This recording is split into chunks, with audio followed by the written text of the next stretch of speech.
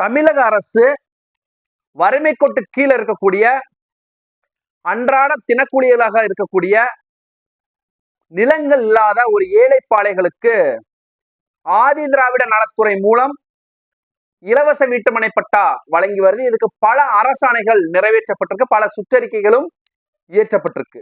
அதன் வழிகாட்டுதலின் பேரில் பல நபர்களுக்கு இலவச வீட்டுமனை பட்டா வழங்கப்பட்டு வருது. ஆனால் இதில் அதிகபட்சமாக நிலங்கள் இருக்கக்கூடிய நல்ல வசதி படைத்த நபர்கள் அரசை ஏமாற்றி, அரசு அலுவலர்களை ஏமாற்றி பொய்யான அறிக்கையை தாக்கல் செய்து சில நேரங்களில் அரசு அலுவலர்களின் உடந்தையோடு இலவச வீட்டுமனை பட்டாவை வாங்குறாங்க. தங்களுக்கு இருக்கக்கூடிய சொத்து பத்துக்கள், நிலங்கள், பூர்வீக சொத்து, பூர்வீக நிலங்களை மறைத்து நான் ஏழைப்பாளை என்று சொல்லி சில நேரங்கள்ல இலவச வீட்டுமனை பட்டா வாங்குறாங்க.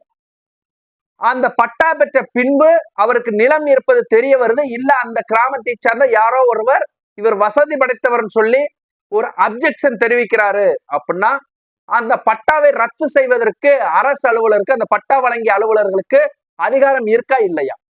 முதல் கேள்வி. இரண்டாவதாக, அவர் பட்டா வாங்கி வீடு கட்டி குடியிருக்கிறாரு. அதன் பின்பு அவருக்கு நிலங்கள் இருப்பது தெரிய வருது. யாரோ ஒருத்தர் அப்ஜெக்ஷன் தெரிவிச்சு மனு கொடுக்கிறாரு. அப்படிப்பட்ட நேரங்கள்ல அந்த வீட்டை இடிப்பதற்கும் அந்த பட்டாவை ரத்து செய்வதற்கும் அரசு அலுவலர்களுக்கு அந்த அதிகாரம் இருக்கா இல்லையா என்பது சம்பந்தமா ஒரு நீதிமன்றம் சென்னை உயர்நீதிமன்ற மதுரை கிளையில ஒரு வழக்குல எஸ் வைத்தியநாதன் என்ற நீதியரசர் அவர் சில வழிகாட்டுதல்களை வகுத்திருக்கிறார். உண்மையிலே இந்த வழக்கு நிறைய நபர்களுக்கு பயன்படும். நிறைய நபர்கள் நம்ம தொடர்பு கொண்டு கேட்கிறாங்க, சார் எங்க ஊர்ல இருக்கக்கூடிய பஞ்சாயத்து பிரசிடென்ட், இல்ல கவுன்சிலரு, இல்ல வார்டு உறுப்பினரு, இல்ல நல்ல வசதி படைச்சவரு, இவரெல்லாம் பாத்தீங்கன்னா அரசை ஏமாற்றி பட்டா வாங்கியிருக்கிறாரு. அவருக்கு ஏற்கனவே வீடு இருக்கு, ஏற்கனவே அவருக்கு நிலங்கள் இருக்கு, அவர் விவசாய நிலங்கள் வச்சிருக்கிறாரு, பூர்வீக சொத்துக்கள் இருக்கு. ஆனா அதையும் பாத்தீங்கன்னா சில நபர்கள் என்ன பண்றாங்க, ஒரே குடும்பத்தை சேர்ந்த 4-5 பேரு பட்டா வாங்கியிருக்கிறாங்க, இலவச வீட்டுமனை பட்டா.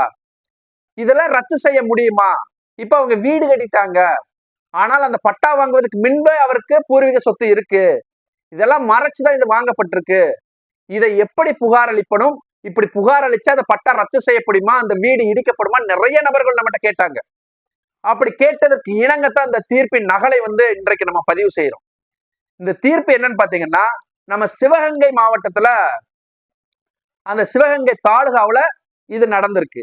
அங்க இருக்கக்கூடிய பி சக்திவேல் என்பவர் இந்து நரிக்குறவர் சமூகத்தை சேர்ந்த நபர். இவருக்கு என்ன பண்றாங்க, அந்த கிராமத்துல நான் ஏழைப்பாளை, எனக்கு ஒரு இலவச வீட்டுமனை பட்டா வேணும் அப்படின்னு சொல்லி மாவட்ட ஆட்சியர் மற்றும் இந்த டிஸ்ட்ரிக்ட் வெல்ஃபேர் ஆபீசர் என்று சொல்லக்கூடிய ஆதி திராவிட நலத்துறை அந்த டிஸ்ட்ரிக்ட் லெவல்ல இருக்கக்கூடிய அலுவலர், மூன்றாவதாக ரெவென்யூ டிவிஷனல் ஆபீசர் அதாவது ஆர்டிஓ, மற்றும் நான்காவதாக ஸ்பெஷல் தாசில்தார் அதாவது ஆதி திராவிட நலத்துறையுடைய தனி வட்டாட்சியர், இந்த 4 பேருக்கும் ஒரு மனு கொடுக்கிறாரு. அந்த மனுவை பெற்றுக்கொண்டு அவர்கள் எந்த விதமான விசாரணையை மேற்கொண்டு இவருக்கு பட்டா வழங்கல.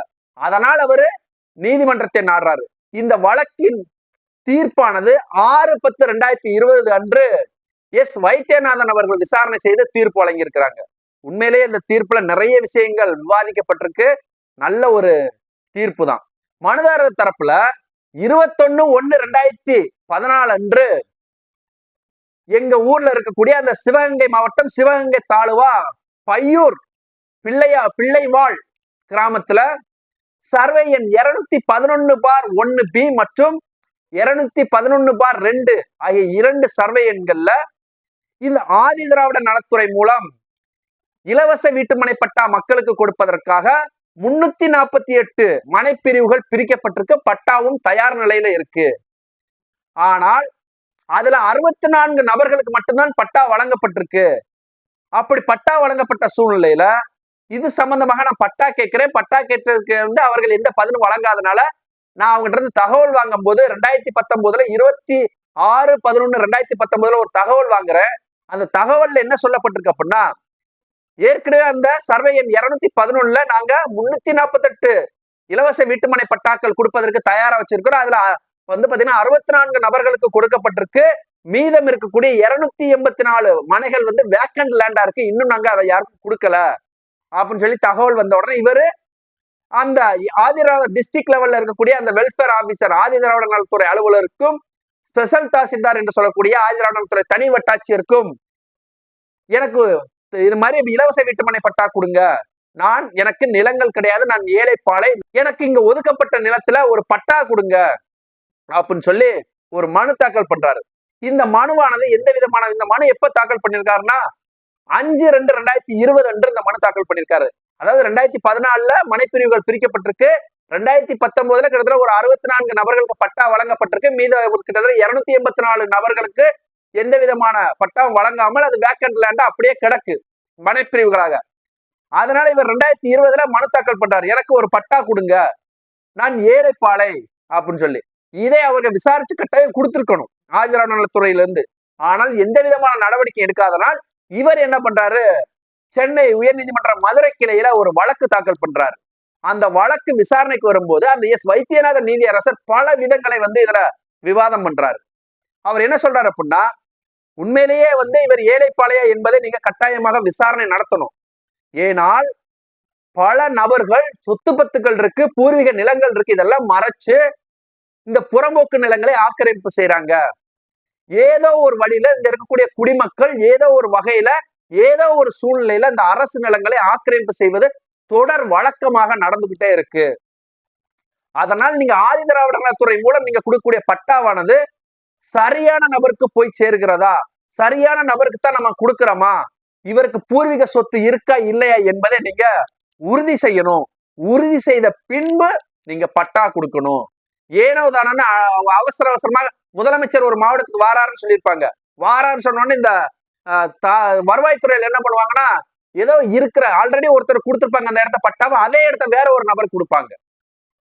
இந்த மாதிரி மாத்தி மாத்தி தவறுகள் பண்ணி ஏதோ முதலமைச்சர் இன்னைக்கு 100 பேருக்கு பட்டா கொடுக்கணும், நம்மளோட டார்கெட் 100 பேர் அப்படின்னு சொல்லி ஏதோ ஆல்ரெடி இருக்கிற பட்டாவே மாத்தி மாத்தி கொடுத்து, இல்ல பட்டா கொடுத்துருப்பாங்க அங்க இடமே இருக்காது.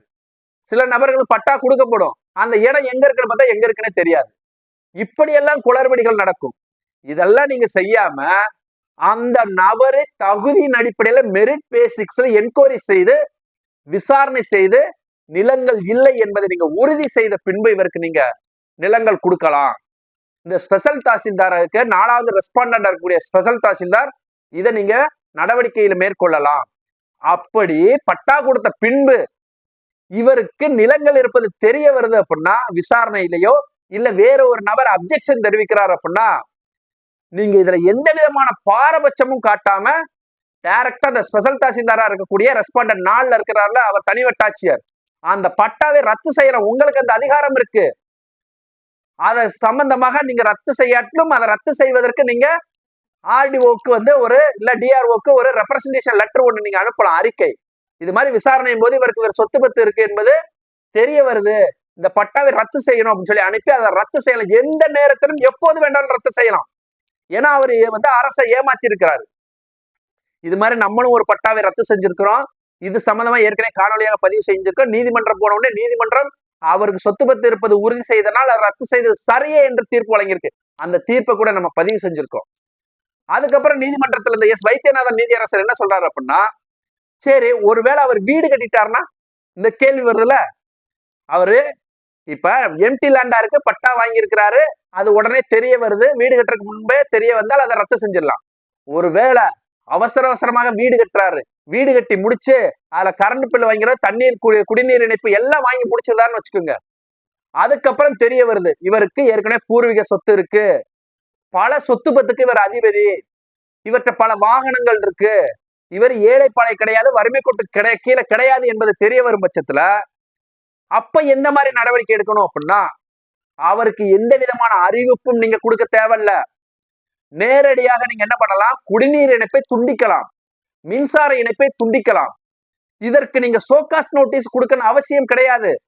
இதுல நீதிமன்றம் மூலம் இந்த வருவாய்த்துறை அலுவலர்கள் அந்த குடிநீர் இணைப்பு கொடுக்கக்கூடிய துறையையும் ரெண்டாவது மின்சாரம் கொடுக்கக்கூடிய துறையையும் நீங்க ஒன் ஆஃப் த ரெஸ்பாண்டண்டா சேர்த்து வழக்கு நடத்த வேண்டிய அவசியமும் கிடையாது.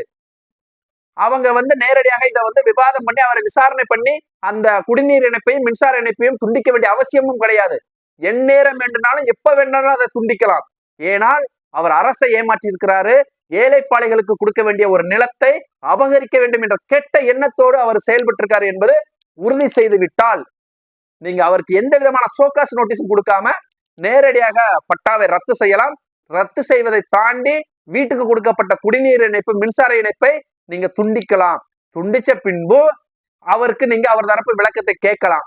ஆனால் விளக்கத்தை கேட்ட பின்புதான் துண்டிக்கணும்னு அவசியம் கிடையாது. நீங்க இதை துண்டிப்பதற்கும் இந்த விளக்கம் கேட்பதற்கும் சம்பந்தம் இல்லை. எல்லாமே ரத்து செஞ்ச பின்பு அவர்கிட்ட விளக்கம் கேட்கலாம். அந்த விளக்கம் ஏற்புடையதாக இல்லை அப்படின்னா வீடை இடிச்சு தள்ளலாம். வீடெல்லாம் இடிச்சு டமாலிஷ் பண்ணிட்டு நீங்க அந்த இடத்த அவரை வெக்கேட் பண்ண வைக்கலாம். இதெல்லாம் நீங்க நடைமுறைப்படுத்தலாம். இது அனைத்து அதிகாரமும் இந்த ஆதிதிராவிடர் நலத்துறையில் இருக்கக்கூடிய தாசில்தாருக்கோ இல்ல டிஸ்ட்ரிக்ட் வெல்ஃபேர் ஆபீசருக்கோ எல்லாமே இருக்கு. அதனால் நீங்க பட்டா கொடுக்கும் போது நல்ல தெளிவான ஒரு விசாரணையை மேற்கொள்ளுங்கன்னு சொல்லி தெளிவான ஒரு டைரக்ஷன் இந்த ஜட்ஜ்மெண்ட் மூலியமா கொடுத்துருக்கு. உண்மையிலேயே வரவேற்கத்தக்கதான். நிறைய நபர்கள் நம்ம இந்த மாதிரி அரசை ஏமாற்றி நிறைய நபர்கள் பட்டா வாங்கியிருந்தாங்க. ஒரே குடும்பத்தை சேர்ந்த நபர்கள் வாங்கியிருந்தாங்க. இதெல்லாம் எப்படி ரத்து செய்யணும்னு தெரியாது, என்ன பண்ணணும்னு எங்களுக்கு தெரியாது அப்படிங்கிற போது அவங்களுக்கு இந்த ஒரு ஜட்ஜ்மெண்ட் உறுதுணையாக இருக்கும். ஏற்கனவே நம்மளும் ஒரு ஜட்ஜ்மெண்ட் வாங்கியிருக்கிறோம். இந்த மாதிரி இடிக்கணும்னு சொல்லி நம்மளும் பட்டாவை ரத்து செஞ்சிருக்கிறோம். ரத்து செஞ்சு அதற்கு இருக்கப்பட்ட ஒரு வீட்டை இடிச்சு டமாலிஷ் பண்ணுவதற்கு நம்ம எல்லா விதமான நடவடிக்கையும் எடுத்திருக்கிறோம். அது நீதிமன்றம் போயும் நீதிமன்றம் அதை இடிச்சது சரியே என்றுதான் தீர்ப்பு சொல்லிருச்சு. ஏன்னா அரசளவுல ஏமாத்துறீங்கல்ல, அந்த பட்டாவானது ஏழைப்பாளைகளுக்கு அன்றாட தினக்கூலிகளுக்கு கொடுக்க வேண்டிய பட்டா. இதை ஏமாற்றுவது எந்த விதத்திலும் ஏற்புடையதாக இருக்காது அப்படிங்கிறதான் நம்மளுடைய கருத்து. மீண்டும் இது போல ஒரு சட்டம் சார்ந்த காலையில சந்திப்போம். நான் உங்கள் சதீஷ்குமார் குருசாமி. நன்றி.